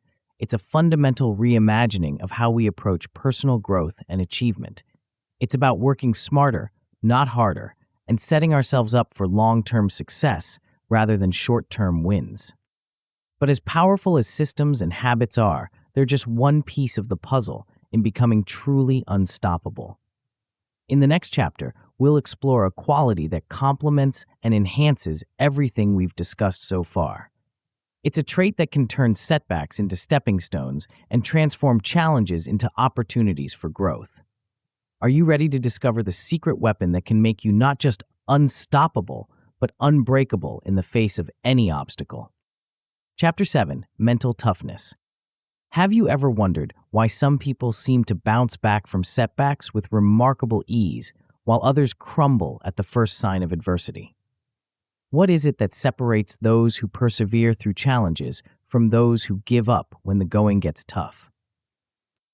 The answer lies in a quality that's often misunderstood and underestimated. It's not talent, intelligence, or even luck. It's something far more powerful, and importantly, something that can be developed by anyone willing to put in the effort. This quality is mental toughness, and it's the secret ingredient that turns ordinary individuals into unstoppable forces. But what exactly is mental toughness, and how can we cultivate it in our own lives? At its core, mental toughness is about resilience and grit. It's the ability to keep going in the face of challenges, to recover quickly from setbacks, and to maintain focus and optimism over the long haul. It's not about never facing hardship. It's about continuing despite hardship. Think about a time when you faced a significant challenge or setback. How did you respond? Did you feel defeated and want to give up, or did you view it as a temporary obstacle to overcome? Your answer provides a glimpse into your current level of mental toughness. The good news is that mental toughness isn't a fixed trait. It's not something you're born with or without. Instead, it's a set of skills and mindsets that can be developed and strengthened over time, much like a muscle. To understand how to build mental toughness, we need to break it down into its core components: resilience, grit, and a growth mindset. Resilience is the ability to bounce back from adversity. It's about how quickly you can recover from setbacks and get back on track. Resilient individuals don't deny the reality of difficult situations, but they maintain a positive outlook and find ways to keep moving forward. Grit, on the other hand, is about sustained, long-term effort. It's the passion and perseverance to stick with your goals, not just for weeks or months, but for years. Gritty individuals don't give up easily. They keep pushing forward, even when progress is slow or obstacles seem insurmountable. The third component, a growth mindset, is the belief that your abilities and intelligence can be developed through effort and learning. This mindset is crucial because it determines how you interpret failures and obstacles. Someone with a fixed mindset sees failure as evidence of their limitations, while someone with a growth mindset sees it as an opportunity to learn and improve. These components work together to create mental toughness. Resilience helps you bounce back from immediate setbacks. Grit keeps you going over the long term, and a growth mindset ensures that you view challenges as opportunities rather than threats. But how do these components play out in real life? Let's consider how two different individuals might respond to a setback. Imagine two aspiring entrepreneurs, both of whom have just experienced a significant business failure. The first entrepreneur, lacking mental toughness, might think, "This proves I'm not cut out for business. I should just give up and get a regular job." This response, stemming from a fixed mindset, leads to giving up on the goal entirely. The second entrepreneur, with greater mental toughness, might instead think, "This didn't work out, but what can I learn from this experience? How can I use this knowledge to improve my next venture?" This response, rooted in a growth mindset and resilience, leads to continued effort and eventual success. The difference in these responses illustrates a crucial point. It's not the events themselves that determine our success or failure, but how we interpret and respond to those events. This is where the power of cognitive reframing comes into play. Cognitive reframing is the practice of consciously choosing a positive, task-focused interpretation of events.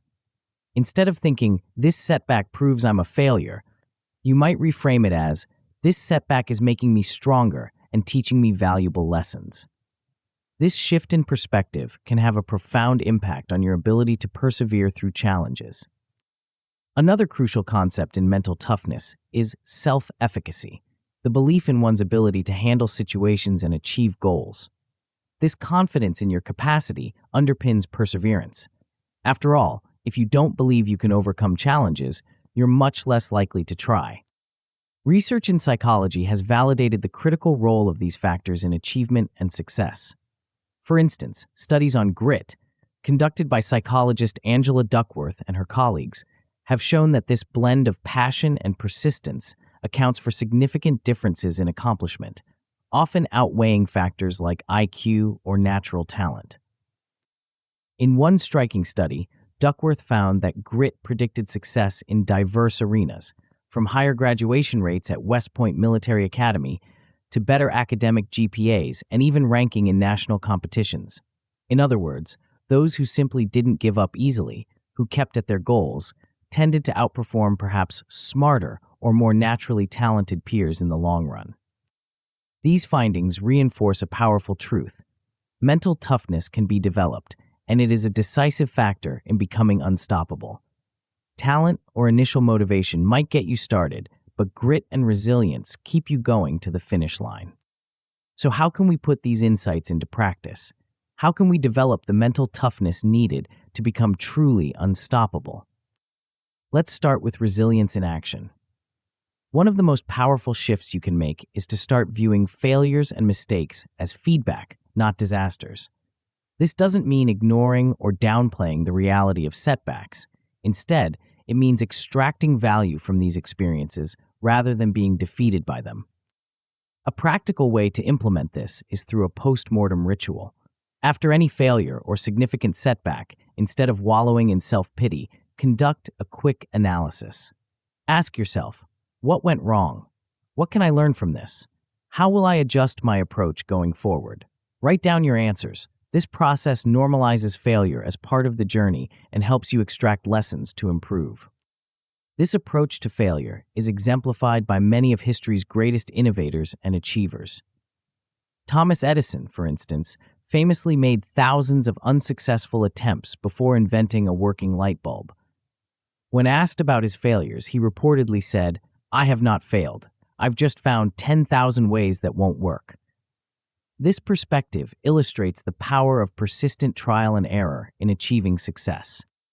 Another crucial aspect of resilience is developing effective stress coping strategies. When life throws punches, having tools to remain calm and focused can make all the difference. One simple yet powerful technique is controlled breathing. Methods like box breathing or the 4-7-8 technique can physiologically reduce stress when you feel overwhelmed, allowing your mind to regain clarity. Here's a simple breathing exercise you can try right now. Inhale deeply for a count of 4, hold your breath for a count of 7, then exhale slowly for a count of 8. Repeat this cycle a few times. You'll likely notice an immediate calming effect, demonstrating how quickly we can influence our mental state through physical practices. Positive affirmations and visualization are also powerful tools for building mental toughness. By regularly using pre-crafted statements like, "I am capable of overcoming any challenge," or "I adapt and learn from every experience," you can gradually reshape your self-belief. Similarly, visualizing yourself successfully navigating challenges can prepare your mind to handle actual difficulties with greater resilience. These techniques aren't just feel-good exercises. They're practices employed by elite athletes, soldiers, and high performers across various fields to maintain composure and effectiveness under pressure. Now, let's turn our attention to cultivating grit, that crucial quality of passion and perseverance for long-term goals. One of the most effective ways to develop grit is to adopt a long-game mindset. This means shifting your focus from immediate results to the long-term journey. A powerful exercise for this is the 10-year vision. Take some time to envision where you want to be a decade from now. What have you accomplished? How has your life changed? When you zoom out to this longer timeline, today's setbacks and challenges often appear much smaller in context. This perspective can reinforce your commitment to stick with your goals over years, not just days or weeks. Another key principle in developing grit is prioritizing consistency over intensity. It's easy to get excited about a goal and throw yourself into it with great intensity for a short period, but true grit is about showing up day after day, even when you don't feel like it. Consider this. Writing one page every day will produce a 365-page book in a year. On the other hand, writing 10 pages in one burst of motivation and then nothing for months will leave you far short of that goal. The same principle applies to any long-term endeavor. whether it's building a business, mastering a skill, or transforming your health. This focus on consistency ties back to the systems we discussed in the previous chapter. By creating routines and habits that support your long-term goals, you make it easier to maintain consistent effort over time. The final component of mental toughness we'll explore is the growth mindset. Adopting the belief that you can improve with effort makes you much more likely to persevere in the face of challenges. One simple yet powerful practice is what I call the yet philosophy. When you catch yourself thinking negatively about your abilities, add the word yet to the end of the thought. For example, I'm not good at public speaking yet. This small addition keeps the door open for growth and improvement, encouraging you to keep trying rather than giving up. Another effective strategy is to actively seek out challenges. Instead of avoiding difficult tasks, try gamifying your growth by intentionally setting challenges for yourself that require effort and learning. You might aim to improve a skill by 1% each week, or set a goal to try one new thing in your field every month. By treating challenges as opportunities to grow rather than threats to avoid, you can stay engaged and motivated for much longer. It's important to note that developing mental toughness doesn't mean you have to go it alone. In fact, building a strong support network can significantly boost your resilience and perseverance. Surround yourself with like-minded supportive people, mentors, peers, or a coach who can encourage you when you waver and hold you accountable to your goals. As you work on developing your mental toughness, remember that it's a gradual process. You won't become unshakable overnight, and that's okay. The key is to consistently practice these skills and mindsets, applying them to both small daily challenges and larger life obstacles. Start by choosing one area of your life where you'd like to be more resilient. It could be in your work, your relationships, or a personal goal you're pursuing. Apply the techniques we've discussed, reframing setbacks, practicing stress management techniques, focusing on the long game, and embracing a growth mindset. Pay attention to how your responses to challenges begin to shift over time. Remember, the goal isn't to never feel discouraged or stressed. Mental toughness isn't about eliminating negative emotions. It's about developing the capacity to move forward despite them. It's about building the resilience to bounce back quickly from setbacks, the grit to keep pushing towards your goals even when progress is slow, and the growth mindset to view every experience, good or bad, as an opportunity to learn and improve. As you cultivate these qualities, you'll likely notice changes not just in how you handle major challenges, but in your day-to-day life as well. Tasks that once seemed daunting might start to feel manageable. Setbacks that would have previously derailed you for days might now be overcome in hours. And most importantly, you'll develop a quiet confidence in your ability to handle whatever life throws your way. This journey towards mental toughness is ongoing. It's not about reaching a final destination where you're impervious to stress or failure.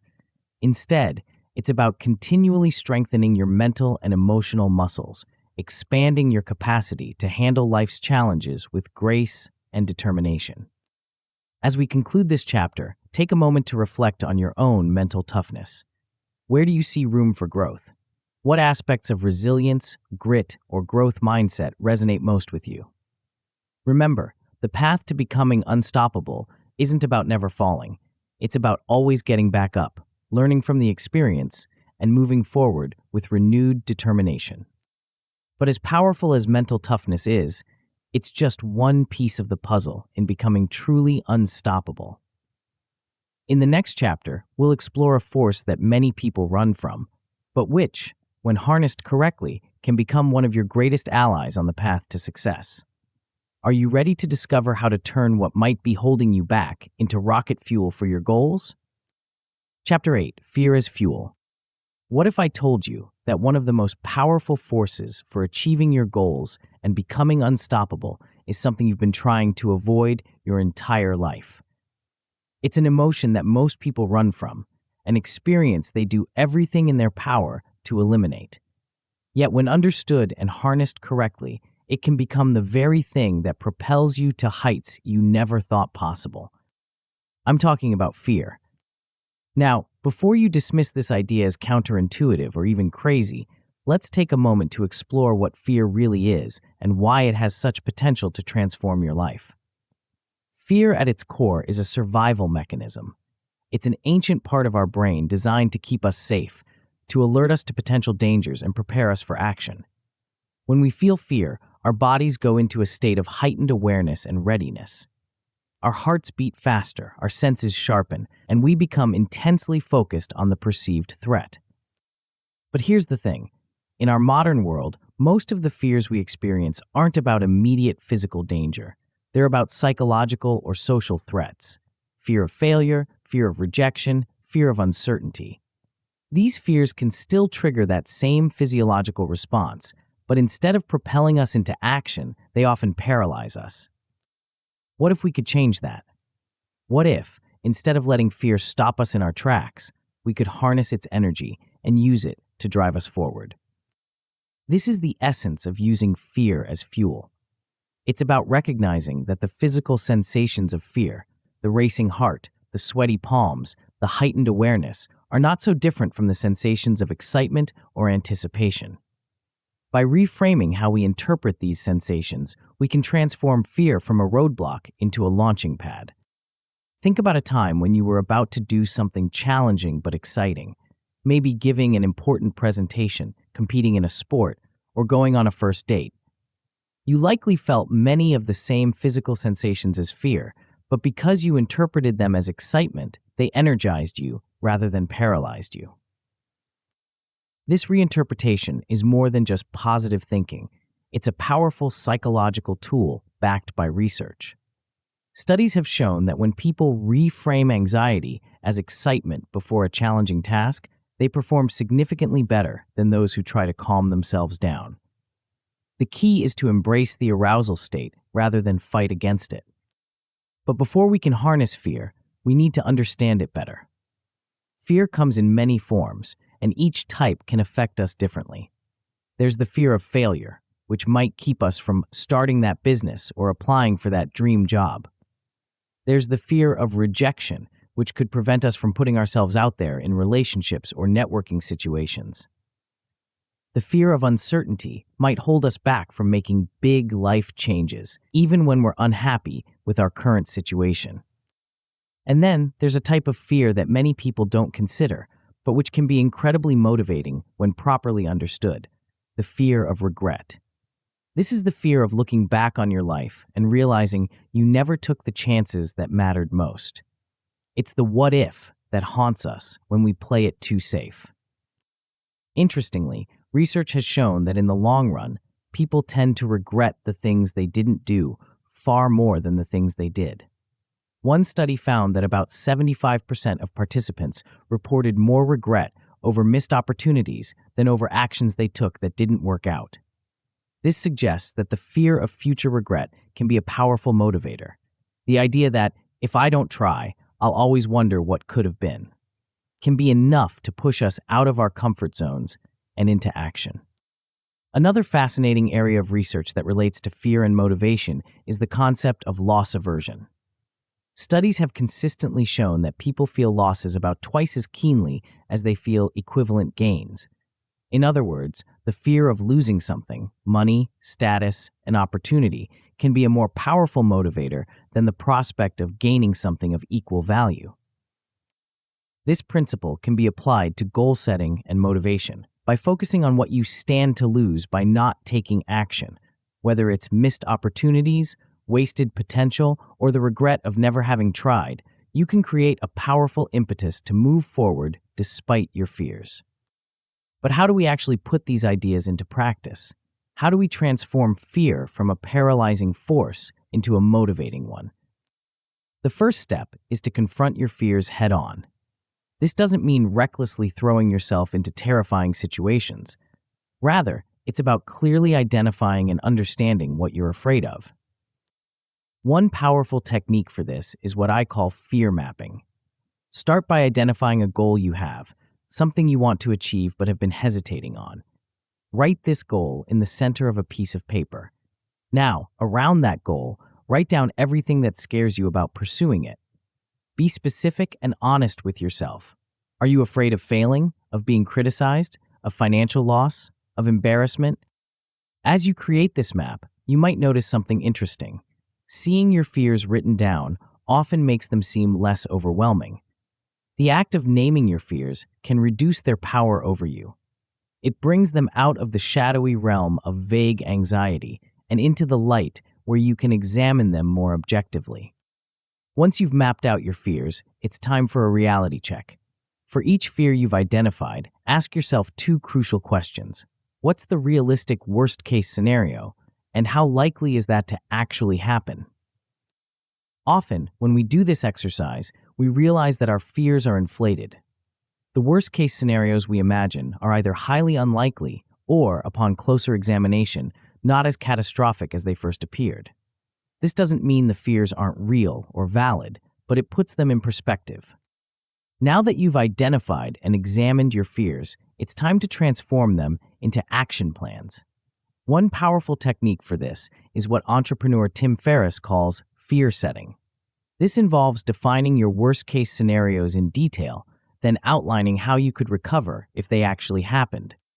For example, if you're afraid of starting a business because you might fail and lose money, write down exactly how much you could lose, what the impact would be on your life, and how you could recover from that loss. Would you need to get a job? Move to a cheaper apartment? Borrow money from family? This exercise serves two purposes. First, it often reveals that even the worst-case scenario is survivable.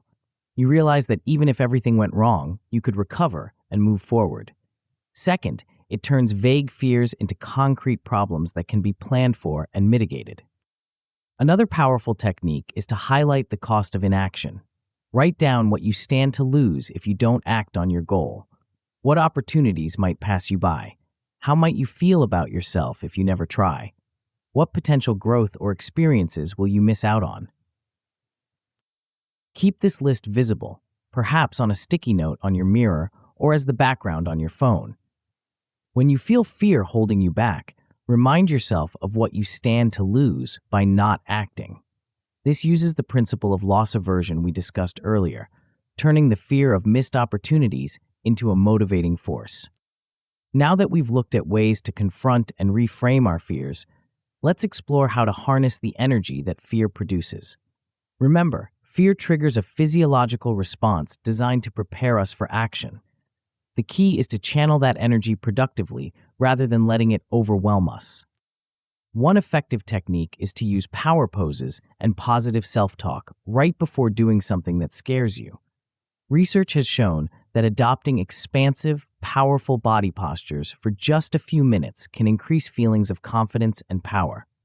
Combined with a personal pep talk, where you acknowledge your fear but reframe it as excitement and readiness, this can transform nervous energy into confident energy. For instance, before a big presentation, you might stand in a power pose, think Wonder Woman stance, for 2 minutes while saying to yourself, "I'm excited for this opportunity. My nervous energy shows that this matters to me, and I'm going to channel it into a powerful performance." This doesn't eliminate the fear, but it reframes it as a source of energy and focus. Visualization is another powerful tool for harnessing fear. Our minds are incredibly good at imagining worst-case scenarios when we're afraid, but we can use this same capacity for visualization in a positive way. Instead of letting your mind run wild with images of failure, deliberately visualize yourself succeeding despite the fear. If you're nervous about a job interview, vividly imagine yourself walking into the room confident and prepared, answering questions articulately and leaving with a sense of accomplishment. This positive visualization doesn't just make you feel better, it actually prepares your mind and body to perform in line with that vision. These techniques can be powerful in the moment, but to truly make fear your ally, you need long-term strategies. One of the most effective is to regularly push yourself out of your comfort zone. This doesn't mean constantly putting yourself in terrifying situations. Rather, it's about routinely doing things that scare you a little. This could mean taking on new responsibilities at work, striking up conversations with strangers, or trying new activities that challenge you. The goal is to normalize the feeling of fear, to get comfortable with being uncomfortable. Over time, you'll find that your comfort zone expands, and things that once scared you become manageable or even enjoyable. Another long-term strategy is to create accountability for facing your fears. Share your goals and the fears associated with them with a trusted friend, mentor, or coach. Ask them to check in with you regularly about your progress. Knowing that someone will be asking, "Did you do it?" can provide that extra push to follow through when fear might otherwise hold you back. As you consistently face your fears and take action despite them, something remarkable happens. Each fear you confront becomes a story of courage, a testament to your ability to push through discomfort and uncertainty. These experiences build upon each other, gradually reshaping your identity into someone who acts in spite of fear rather than someone who is ruled by it. This transformation doesn't happen overnight.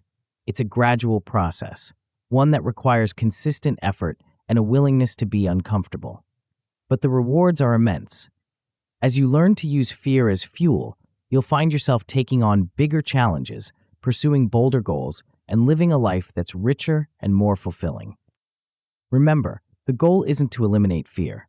Fear will always be a part of life, especially when you're pushing yourself to grow and achieve. The aim is to change your relationship with fear, to see it not as an enemy to be avoided, but as an ally that can drive you forward. As you practice these techniques, pay attention to how your response to fear changes over time. You might notice that situations that once paralyzed you now energize you. You might find yourself seeking out challenges rather than avoiding them. This is the power of using fear as fuel. It doesn't just help you achieve your goals, it fundamentally changes how you approach life and its challenges. In essence, learning to use fear as fuel is about becoming the author of your own story rather than a character reacting to circumstances. It's about recognizing that fear, in all its forms, is often a signpost pointing towards growth and opportunity. When you feel afraid, it's usually because you're standing on the edge of your current capabilities, looking out at the possibility of something greater. As we conclude this chapter, I encourage you to reflect on the fears that have been holding you back. What goals have you been hesitating to pursue? What opportunities have you been afraid to seize? How might your life change if you could harness the energy of those fears and use them to propel you forward? Remember, becoming unstoppable isn't about fearlessness. It's about feeling the fear and moving forward anyway. It's about transforming what once held you back into the very thing that drives you to new heights of achievement and personal growth. But as powerful as fear can be when harnessed correctly, it's just one piece of the puzzle in becoming truly unstoppable. In the next chapter, we'll explore the final key that brings together everything we've discussed so far, the element that turns all these strategies and mindsets into a cohesive, unstoppable force. Are you ready to discover the secret to making your journey towards unstoppable not just possible, but inevitable? Chapter 9, Becoming Unstoppable. As we reach the culmination of our journey together, it's time to weave all the threads we've explored into a tapestry of unstoppable momentum. This isn't just about collecting a set of tools or techniques. It's about forging a new identity, one that embodies the very essence of being unstoppable. Think back to where we started. We began by uncovering the real reason behind what drives us, dispelling the myth of laziness and recognizing that motivation springs from a deep well of purpose. We then explored how to find our fire, tapping into the emotional drivers that fuel our passion and persistence. We learned to embrace discomfort, recognizing it as the crucible in which growth occurs. We tackled resistance head-on, developing strategies to overcome the internal and external forces that hold us back. We harnessed the power of momentum, understanding how small wins can snowball into unstoppable progress. We built systems to support our goals, reducing our reliance on fleeting willpower. We cultivated mental toughness, developing the resilience to bounce back from setbacks stronger than ever. And we even learned to use fear as fuel, transforming what once paralyzed us into a powerful motivator. Now, it's time to bring all of these elements together into a cohesive philosophy and action plan for living an unstoppable life. This isn't about becoming a relentless machine, devoid of emotion or vulnerability. Instead, it's about integrating all aspects of yourself, your passions, your fears, your strengths, and even your weaknesses, into a powerful force for positive change in your life. The unstoppable mindset we're cultivating is one of alignment and integration. It's about a person who, having identified their driving purpose, aligns every aspect of their daily life to serve that purpose. This person doesn't just set goals, they create systems and habits that make progress inevitable. They don't just face challenges, they welcome them as opportunities for growth. They don't just cope with fear, they channel it into determination. When all these parts are in place and working in harmony, something remarkable happens. You reach what we might call escape velocity, a state where forward motion becomes easier than standing still. It's like breaking free from the gravitational pull of old habits and limitations, propelling yourself into a new orbit of achievement and personal growth. But becoming unstoppable isn't just about what you do, it's about who you become. This is where the power of identity comes into play. When you start to see yourself as an unstoppable person, your actions naturally align with that self-image. You begin to ask yourself, what would a relentless, purpose-driven person do in this situation? And then you do that, not because you're forcing yourself, but because it's simply who you are. This shift in identity is profound and far-reaching. It's not about putting on a mask or pretending to be someone you're not. It's about recognizing and embracing your highest potential, then living in alignment with that vision of yourself. To solidify this unstoppable identity, you need to wear your why. Your deeply held reason, the purpose we uncovered in the early chapters, should be front and center in your life. It's not enough to have clarified it once. You need to keep it visible and present in your daily existence. Consider creating daily reminders of your purpose. This could be as simple as reading a personal mission statement each morning, or wearing a bracelet, or carrying a token that symbolizes your goal. The key is to keep your why close, using it as a compass to guide your decisions and actions. Complement these reminders with powerful I am statements. These aren't just positive affirmations, they're declarations of your new identity. I am someone who finds a way, not an excuse. I am relentless and driven by purpose. I am unstoppable in the pursuit of my goals. By repeating and, more importantly, believing these statements, you align your self-image with your actions, creating a powerful feedback loop of growth and achievement. But being unstoppable isn't about running yourself into the ground. Paradoxically, true unstoppability requires knowing when to rest and recharge. Even the most powerful machines need maintenance, and you are no different. Adequate sleep, regular breaks, and occasional vacations aren't luxuries. They're essential components of a sustainable, unstoppable lifestyle. This holistic approach to resilience extends beyond just rest. It includes a commitment to continuous learning. The unstoppable person doesn't see obstacles as dead ends. They see them as opportunities to acquire new skills or knowledge. When faced with a challenge, they ask, what do I need to learn to overcome this? And then go out and learn it. This ensures that no challenge remains a permanent roadblock. As you embrace this unstoppable identity, you'll find that momentum becomes a way of life. But to maintain this momentum over the long term, you need to approach your goals with a sense of periodization. This means setting and adjusting goals in phases, always ensuring you have something compelling to work toward. Learn to recognize when you've hit a plateau or achieved a major goal. These moments are not endpoints, but transitions. They're opportunities to set fresh challenges, to find new, taller mountains to climb. This constant forward motion, this refusal to rest on your laurels, is what truly defines an unstoppable life.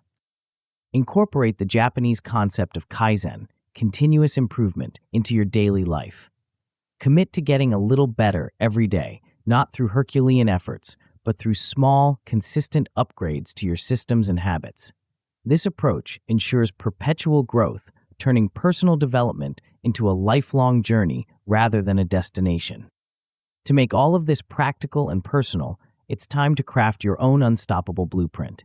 This is where you synthesize everything you've learned, selecting the strategies and tactics that resonate most deeply with you. What were your favorite methods for finding motivation? Which habit-building techniques worked best for you? How do you plan to harness fear and overcome resistance? Compile these insights into a one-page document, your personal unstoppable manifesto. This becomes your go-to resource when you feel off track or need a reminder of your commitment to growth. But a blueprint is just the beginning. To truly embed these principles into your life, consider making a formal commitment to your new approach. This could be as simple as writing a letter to your future self, outlining your intentions and the person you're committed to becoming, or you might create a more ceremonial pledge, signing it and displaying it where you'll see it daily.